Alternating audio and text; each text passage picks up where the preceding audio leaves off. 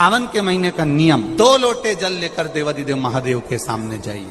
यहाँ अशोक सुंदरी वाली जगह से दोनों धार एक साथ चढ़ाना प्रारंभ करिए और करते करते वो धार शंकर भगवान के शिवलिंग पर ले जाकर छोड़ दीजिए।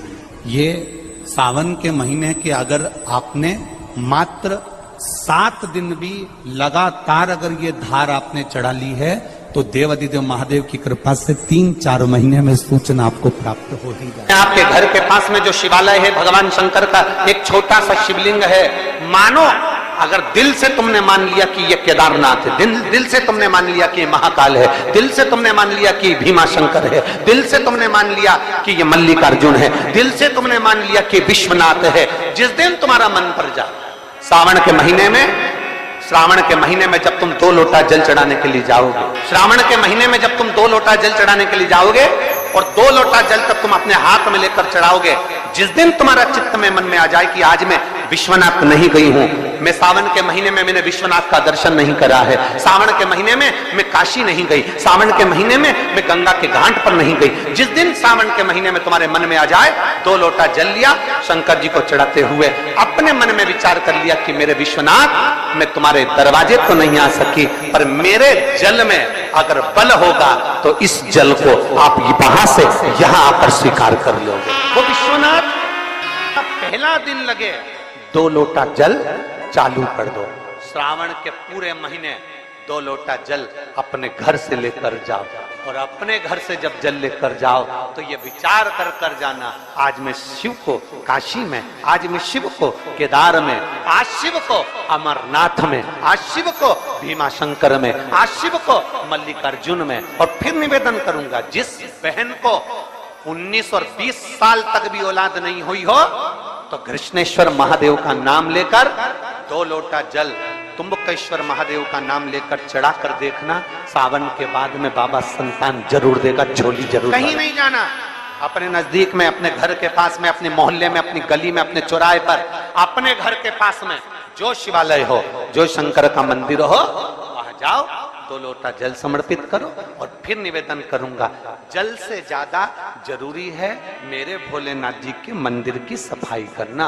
अब कीचड़ चालू हो जाएगा, पानी चालू हो जाएगा, सावन का महीना चालू हो जाएगा, अपने साथ एक कपड़ा लेकर जाओ, बाबा के मंदिर को पूरा साफ कर कर, बाबा के शिवलिंग का स्नान कर कर, बेलपत्र निर्माल्य जितना पड़ा है उसको उठाकर कहीं विसर्जन के लिए, किसी नदी तालाब बावड़ी में नहीं, किसी कुएं में नहीं, निर्माल्य तालाब में, नदियों में, बावड़ी में डालने के बाद वो निर्माल्य सड़ता रहता है, नदी नाले का पानी सूखता रहता है, उसमें कीचड़ इकट्ठा हो जाता है। उस निर्माल्य को इकट्ठा करो, गाड़ी में भरो, किसी एक खड्डा खोदकर वहां दबाकर उसकी खाद तैयार करो और बाद में बेलपत्री के वृक्ष के नीचे उसको डालते रहो। पर ध्यान रखना कि निर्माल्य हमें नदी तालाब बावड़ी कुएं में नहीं डालना, महादेव से कहना नहीं आता। तब हम क्या करें?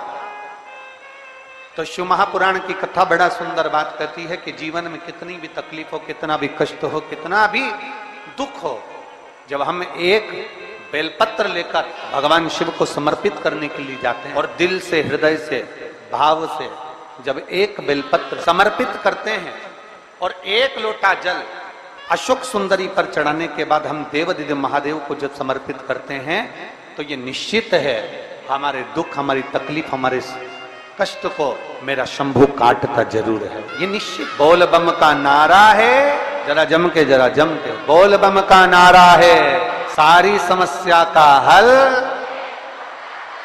जब हमारे भीतर कोई तकलीफ होती है, हमारे भीतर जब कोई कष्ट होता है, हमारे भीतर जब कोई दर्द होता है, हमारे भीतर जब कोई दुख होता है, तब हम देवादिदेव महादेव को 1 लोटा जल समर्पित कर कर अपने हृदय की बात भगवान शिव से जरूर कर। थोड़ी सी भी विषम परिस्थिति चल रही है, थोड़ा भी तकलीफ चल रही है, थोड़ा भी कष्ट आया है जीवन में, थोड़ा भी दुख, थोड़ी भी तकलीफ, थोड़ा भी दर्द, थोड़ा भी कष्ट अगर आपके जीवन में आया है तो शिव महापुराण की कथा कहती है सबसे पहले भगवान शंकर की शरणागत, भगवान शिव के पास जाओ, सबसे पहले भगवान शिव के, और भगवान शंकर के पास जाकर अपने हृदय से, अपने दिल से, अपने मन से, अपने भाव से भगवान शिव को अपने मन की बात देवादिदेव महादेव को कहना प्रारंभ। अपने भीतर जो संशय है, अपने भीतर जो संशय उत्पन्न हुआ है, अपने भीतर जो हम संशय में आए हैं, उस संशय को मिटाने के लिए, अपने भीतर के दुख को, अपने भीतर की तकलीफ को, अपने भीतर के कष्ट को मिटाने के लिए कहीं दूसरी जगह नहीं जाना। महापुराण की कथा कहती है, अगर जीवन में दुख भी आया है, तकलीफ भी आई है, कष्ट भी आया है,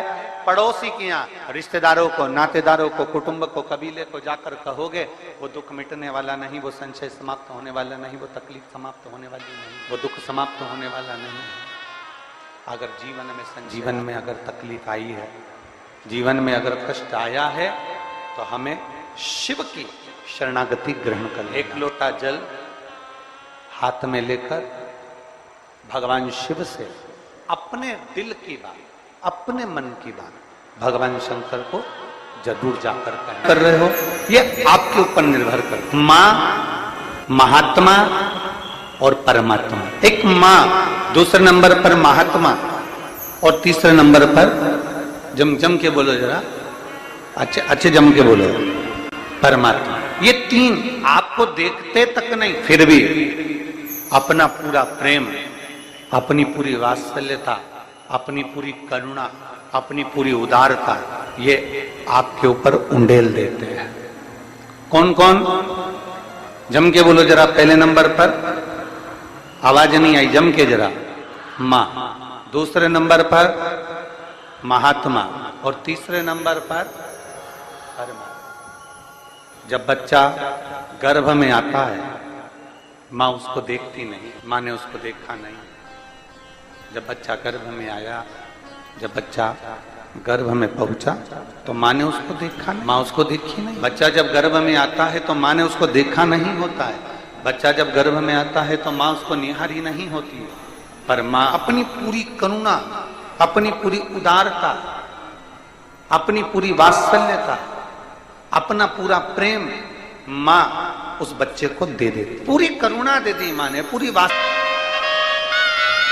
ये हैं शंकर के भक्त, ओघड़दानी के भक्त, शंभू के भक्त, त्रिकालदर्शी कैलाशी के भक्त। अपने नेत्रों से दर्शन करते रहते हैं। भगवान ब्रह्मा अपने नेत्रों से दर्शन करते रहते हैं, पर शंकर जी के नेत्र बंद रहते हैं, शिव जी के नेत्र बंद रहते हैं। शंकर भगवान समाधि में डूबे रहते हैं, शंकर भगवान समाधि में लीन रहते हैं। तो कई लोग, कई जिनके मुख में जो आता है, जिनके विचारों में जो आता है, वो कह देते हैं कि शंकर जी की आराधना नहीं करना चाहिए, क्योंकि शंकर तो समाधि में डूबे रहते हैं, वो तो देखते ही नहीं है। पर उनको समझाना ये है कि नानू मां का चरित्र कह रहा है कि नानू मां के पिता मछली पकड़ने का जाल बनाते हैं और ध्यान नानू मां पर रहता है। एक पनिहारन पानी को लेकर जाती है, सिर पर हंडे पर हंडा, मटके पर मटका, मटके पर मटका, मटके पर मटका रखती है, चलती जाती है, पड़ोसन से बात करती है, पर ध्यान मटके पर रहता है। एक माँ अपने बच्चे को लेकर बाजार में जाती है, सामान कितना भी खरीदे पर बच्चे पर ध्यान रहता है। एक पिता अपने काम में ध्यान देता रहता है।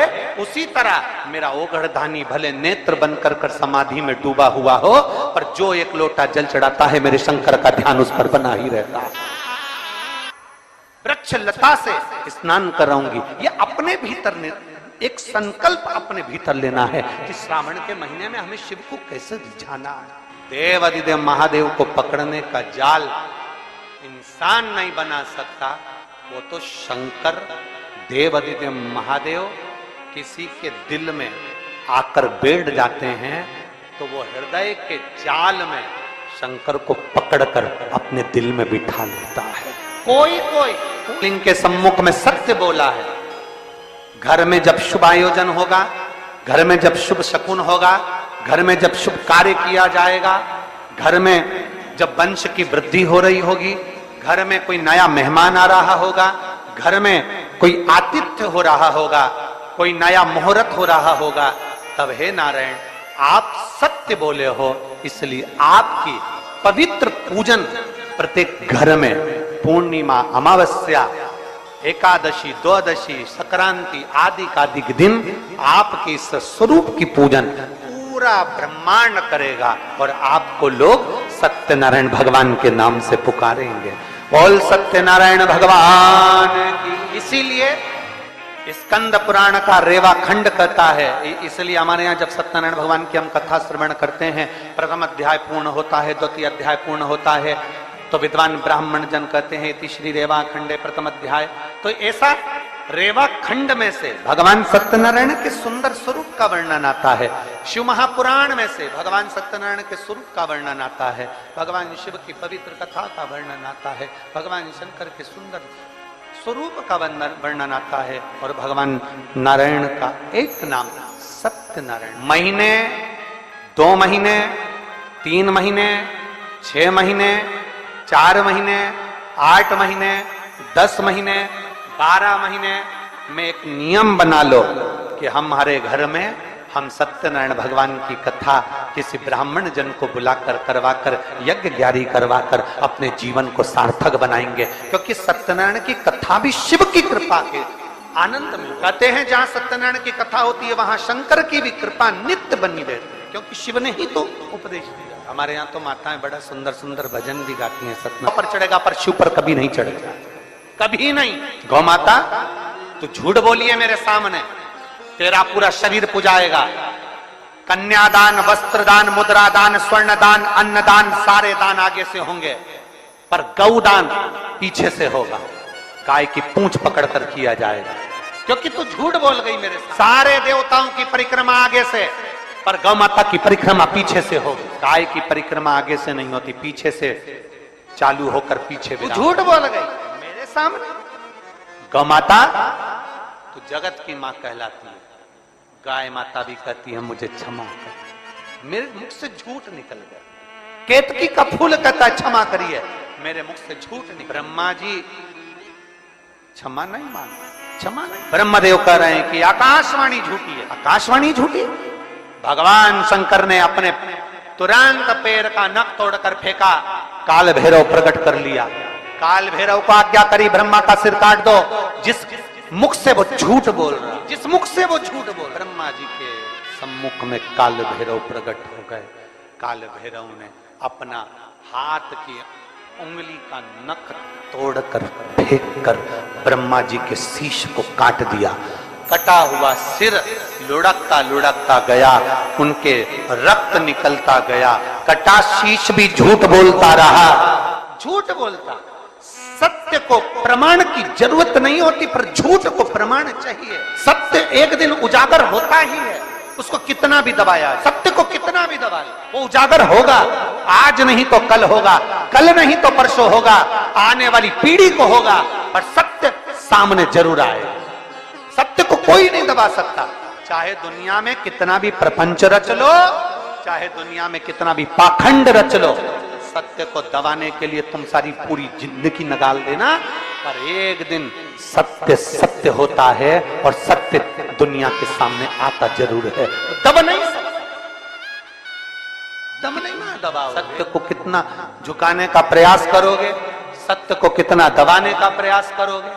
सत्य सम्मुख है, जिसके तट पर उत्तर प्रदेश की गवर्नमेंट ने बड़े बड़े बोर्ड लगा कर रखे हैं। ये कर्मनाशा है, इसमें हाथ ना लगाइए। ये कर्मनाशा है, इसमें अगर कोई इसके पानी का छींटा भी लग जाता है तो 7 पीढ़ी में किया गया पुण्य छिन्न हो जाता है। ऐसी कर्मनाशा नदी जिस पर पक्षी भी अपनी चोंच में जल नहीं भरता, जिस नदी का जल एक श्वान भी नहीं पीता, वो कर्मनाशा आज भी बहती है और बड़े बड़े बोर्ड लगे हैं। इस कर्मनाशा नदी का स्पर्श ना किया जाए। विद्वान, चतुर, संत, साधु, सन्यासी, तपस्वी उस कर्मनाशा नदी को कभी पार भी नहीं करते, क्योंकि कर्मनाशा के जल का छींटा लग गया तो हमारी पीढ़ी दर पीढ़ी में किया गया पुण्य समाप्त हो जाता है। कर्मनाशा आज भी जो ब्रह्मा जी के श्री शिवाय नमस्तुभ्यम, श्री शिवाय नमस्तुभ्यम, हर हर महादेव। सावन मास में आप 2 लोटा जल का उपाय जरूर करें। 2 लोटा जल के धार से शिवलिंग के अभिषेक करें तो होगी आपकी हर मनोकामना पूरी। श्री शिवाय नमस्तुभ्यम, श्री शिवाय नमस्तुभ्यम, हर हर महादेव।